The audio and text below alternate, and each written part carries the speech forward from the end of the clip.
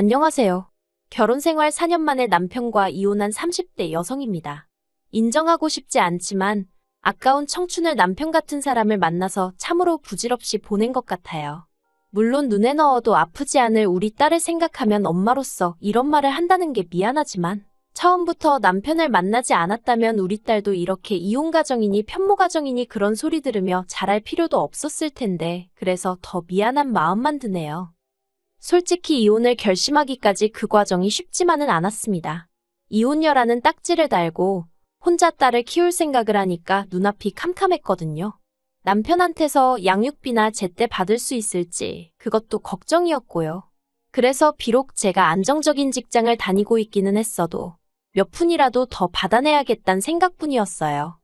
사실 남편이 완벽한 사람은 아니었지만 그래도 이렇게 이혼까지 하게 될 줄은 몰랐습니다. 어떻게 보면 저희가 이혼하게 된 불씨를 던진 사람은 남편이 아닌 시동생이거든요. 그리고 시동생 이야기를 하려면 일단 남편 이야기를 안 할 수가 없네요. 제가 남편하고 처음 만났을 당시 저는 32로 저 하나 아껴주고 가정에 책임감이 있는 그런 남자를 만나 결혼하고 싶었어요. 그리고 제 눈에는 남편이 딱 그런 사람으로 보였습니다. 비록 모아둔 돈은 많이 없었지만 시어머니와 시동생들에게 다정한 아들이자 오빠였고 듬직한 가장 노릇을 하는 사람이었으니 자기 가정이 생겨도 최선을 다하겠구나 싶었달까요. 그런데 지금에서야 생각해보면 헛똑똑이도 그런 헛똑똑이가 없었네요. 남의 집 기둥뿌리는 뽑아오는 게 아닌데 그걸 뽑아왔으니까요. 남편은 이남 일녀 중 장남으로 경제적으로 녹록치 않은 집안에서 자랐다고 들었습니다. 시아버지라고 불러도 될지 모르겠는 게 남편은 늘 그 사람이라고 칭하거든요. 아무튼 그러니까 남편의 친아버지는 남편이 초등학교에 들어가던 시기에 술집 여자랑 눈이 맞아 집을 나갔답니다. 그리고 이후로 소식 한번 전하지 않다가 남편이 고등학교를 졸업하고 한참 현장에서 일하던 시기에 죽었다고 연락이 왔대요. 하지만 남편이나 시어머니는 원망이 컸고 시동생이랑 시누는 그런 아버지에 대한 기억이 거의 없었다고요. 그래서 장례 같은 것도 따로 안 치렀다 들었습니다. 그리고 저는 그 사연을 듣는 동안 가슴이 너무 아팠어요. 어떤 이유건 간에 집안에 가장 자리가 비어 있었으니 시어머니 혼자서 자식 셋을 건사하기가 쉽지는 않으셨겠구나 싶었으니까요. 그래서 저는 진심으로 시어머니나 시댁 식구들에게 잘해주고 싶었습니다. 저는 남편과 달리 경제적으로 유복하진 않아도 화목한 가정에서 사랑을 받으며 자랐기 때문에 남편이나 시댁 식구들에게도 저와 같은 추억을 만들어주고 싶었달까요. 그래서 다른 사람들이 어려운 가정 형편에서 자란 남자와 결혼하면 같이 고생이라고 조언을 해줄 때도 솔직히 그다지 귀담아 듣지 않았습니다. 돌이켜 생각해보면 정말로 제가 어리석었던 거지요. 아무튼 그렇게 시어머니가 혼자 자식 셋을 키우셨는데 문제는 자식 셋을 너무 달리 대하셨다는 거예요.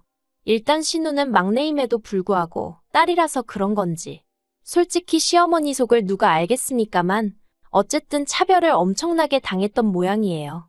그래서 고등학교 졸업하자마자 독립하고 이후로 저희 남편하고만 간간히 연락하고 지내지 시어머니하고는 정말 남보다도 못한 사이로 지내고 있어요. 그리고 제 이혼의 시발점인 시동생에 대해서 이야기를 해보자면요. 대학 등록금부터 시작해서 자취비용은 물론이고 생활비에 졸업하고 취업한답시고 허비한 2년까지 전부 모조리 다 시어머니한테 받아 쓴 한심하고 철없는 인간입니다. 그리고 이걸 제가 어떻게 알게 되었냐면 시동생이 자기 입으로 자기는 그때까지 아르바이트 한 번 안 해봤다면서 무슨 자랑하듯 이야기를 했기 때문이지요. 그리고 시어머니가 당신 돈으로 당신 아들한테 해주신 건데 제가 열 올릴 입장은 못 되잖아요. 그래서 그냥 그랬냐, 시어머니가 고생을 많이 하셨겠다고 돌려서 한마디 하고 말았는데 그나마 그것도 제가 무슨 뜻으로 했는지 눈치채질 못하더군요. 하지만 제가 정말 어이가 없고 시쳇말로 환장하겠다 싶었던 건 그 이후에 있었던 일입니다. 사실 남편이 저에게 프로포즈를 했을 당시 모아둔 돈이 3천만 원 남짓밖에 없는 걸 알고는 꽤나 실망을 했었거든요. 하지만 이내 남편이 자기가 아무래도 장남이고 하다 보니 여러 가지로 신경 쓸 일이 많았다고 말하길래 그래도 사람이 솔직하고 가족을 위해 희생을 많이 했구나 싶대요. 그래서 그런 거라면 내가 이해해줘야 한다고 생각했습니다.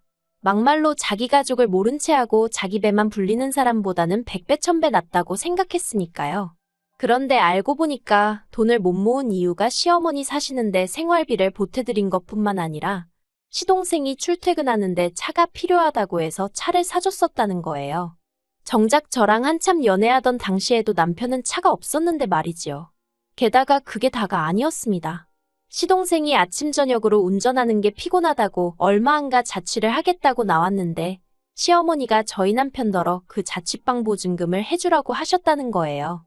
그리고 바보 같은 남편은 자취방 보증금은 계약이 끝나면 돌려받을 돈이니까 괜찮다고 생각해서 해줬다대요. 이런 내막을 알고 나니까 젊어서부터 고생 많이 하신 불쌍한 시어머니라고 생각해서 저희 결혼할 때 단돈 100만 원도 안 보태주셨어도 불만 같은 거 전혀 없었는데 갑자기 대학도 못 간 아들이 새벽부터 밤늦게까지 현장에서 벌어온 돈 등골까지 빼다가 작은 아들한테 몰아주신 속도 없는 시어머니로 보이기 시작했고 그러니 괜히 원망스럽고 그렇더라고요. 그런데 이런 제 속내를 알 리가 없으셨던 시어머니는 저에게 여러 가지로 기대하시는 바가 많으신 눈치였어요. 그리고 저는 결국 그래 시어머니도 당신 나름의 사정이 있으시겠지 생각하고 기왕 한 가족이 되었으니 내 할 도리는 하면서 잘해야겠단 마음으로 시간이 날 때마다 그때그때 사정에 맞게 최선을 다해 챙겨드렸습니다. 이건 시어머니도 인정하시는 바이고 남편도 몇 차례나 저에게 고맙다고 말했을 정도니까 저만의 착각이 아니에요. 몇 가지 일례로 신혼 때 남편이 없는데도 무턱대고 저희 집에 오셔서 주무시고 가시겠다 하셨을 때도 자식들 다 내보내고 나니 외로우셔서 저러신가 보다고 그래서 싫다 좋다군 소리 없이 며칠이고 방 하나 내드렸고요. 연락도 없이 친구분들 모시고 오셔서는 여기가 당신 큰아들 집이라며 저한테 차상 좀 내오라 과일 좀 깎아라 하실 때도 시어머니 기 살려드린다 생각하면 이까진 일이 대수냐 싶어서 내내하고 시키는 대로 해드렸어요. 그리고 이후로도 생신이며 명절이면 없는 살림에 빠듯한 생활비 쪽에서 여행도 모시고 다니고 그 맏며느리 자리가 뭐라고 그래도 어디 가서 시어머니가 아들 며느리 이야기할 때 부끄럽지 마시라고 나름대로 최선을 다해서 모셨네요. 그런데 얼마 전 남편 생일이라 온 가족이 모인 자리에서 시어머니가 잠깐 자리를 비우셨을 때였어요. 시동생이 저더러 이제 자기도 돈 좀 벌고 하니까 시어머니 앞으로 경차라도 한 대 뽑아드릴까 생각 중이랍니다. 아무리 경차라고 해도 한두 푼 드는 게 아닐 텐데 대단하네 싶어서 그러냐고 잘 생각했다고 그랬어요. 그런데 시동생이 자꾸 저 아닌 제 남편 눈치를 살피는 것 같아서 무슨 꿍꿍이가 있나 싶더라고요. 그래서 식사가 끝나고 가족들이 다 각자 자리를 일어선 후에 제가 남편더러 아까 시동생이 눈치를 주는 것 같던데 뭐였냐고 물었네요. 이때만 해도 솔직히 분위기도 나쁘지 않았고 저도 남편한테 장난처럼 떠보듯이 물어본 거였어요. 그런데 남편이 신경질적으로 시동생이 경차해준다는 게 저희더러 같이 하자고 그런 거랍니다. 자기 반 저희 반에서 해드리자는 거였다나요. 어이가 없어서 그걸 왜 우리가 보태냐고 물었어요. 경차나마나 어머님 돈으로 이제껏 놀고 먹고 공부까지 다 한 게 누군데 그 덕으로 취직까지 했으면 자기나 조용히 알아서 선물을 하던지 하면 되지. 왜 우리더러 반을 보태라고 하느냐고 안 된다고 했습니다. 그리고 막말로 내가 사드리면 사드렸지. 시동생 효도하는데 무슨 좋은 일 시킨다고 꼽살이 껴서 반 보태고. 그렇게는 하기 싫다고 했지요. 그러자 남편도 제 눈치를 쓱 보더니 알겠답니다. 그리고는 그냥 그렇게 말이 나온 건데 저더러 뭘 그렇게 예민하게 받아들이냐면서 오히려 저한테 핀잔을 주대요. 이후로도 잠들 때까지 어이가 없었지만 그래도 이렇게 얘기가 끝났다 싶어서 저도 더는 왈가왈부하지 않았어요. 그런데 이틀이나 지났나 남편이 저더러 얘기 좀 하잡니다. 그래도 함께한 시간이 있는데 목소리만 들어도 얼굴만 봐도 대충 딱 느낌이 오더라고요. 그리고 아니나 다를까 남편이 한다는 말이 자기가 곰곰이 생각해봤는데 시동생이 효도할 때 같이 하는 게 뭐가 어떻냐입니다. 막말로 우리가 차를 사드릴 형편이 되는 것도 아닌데 이참에 같이 효도하면 오히려 좋은 거 아니냐대요. 그래서 제가 그러니까 왜 이 시점에 뜬금없이 어머님한테 차를 사드려야 하는 거냐고 따졌어요. 그랬더니 그 연세 되도록 자기 차 한 대 못 가져본 사람이 저희 시어머니밖에 없을 거라면서 저더러 시어머니가 지하철 타고 버스 타고 아들네 오는 걸 보면 가슴 아프고 그러지 않냐입니다. 정말 황당하기 짝이 없더라고요. 그래서 저도 가슴 아프고 말고 할 게 뭐가 있냐고 다들 자기 형편에 맞춰서 사정에 맞춰서 사는 거지. 그리고 자동차라는 게 사기만 하면 거기서 끝이냐고, 보험료 내야지 유지비 들지, 기름값은 어떻게 하실 건데, 하고는 막 따졌네요. 그러자 남편이 자기 어머니 형편이 어떻길래 그런 소리를 하냐면서 저한테 막 삿대질까지 하는 거예요.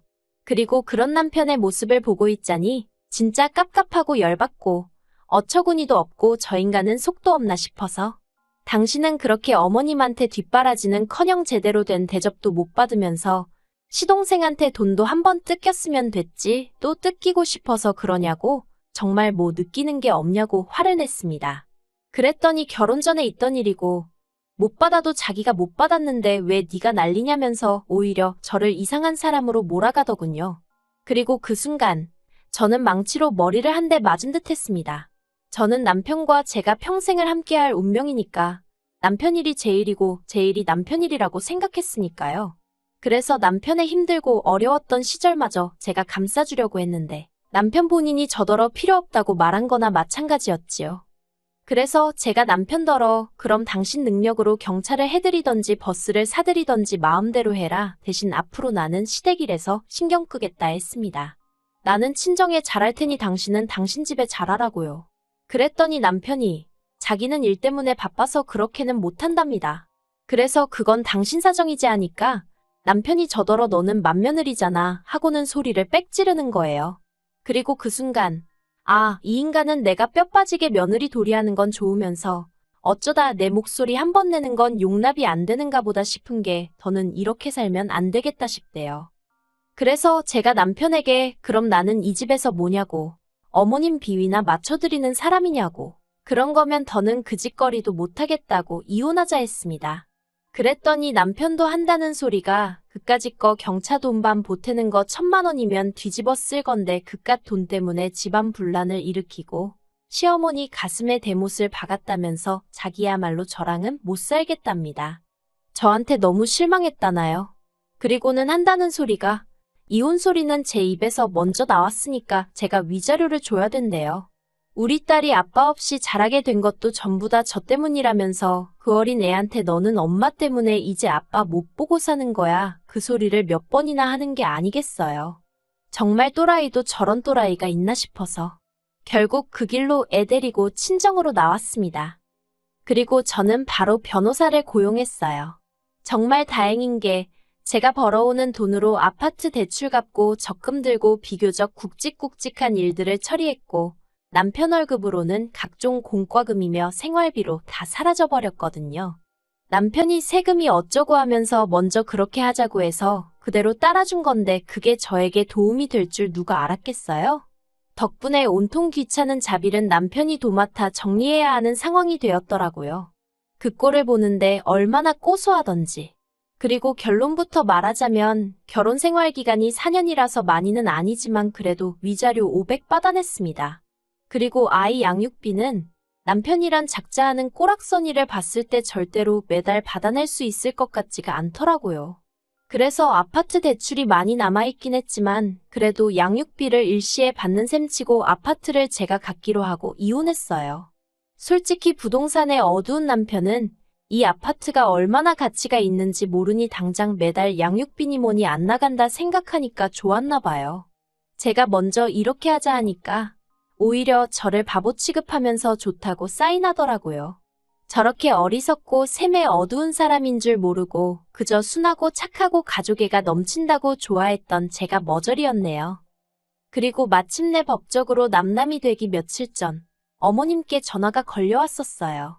어머님은 그래도 여자가 남자 없으면 고생이라고 저더러 참고 살라셨지만 제가 막말로 친정이 없는 것도 아니고 그렇다고 직업이 없는 것도 아니고 뭐 한다고 정신 빠진 인간 뒤치다꺼리나 해가면서 돈 벌고 애 키우며 살겠습니까?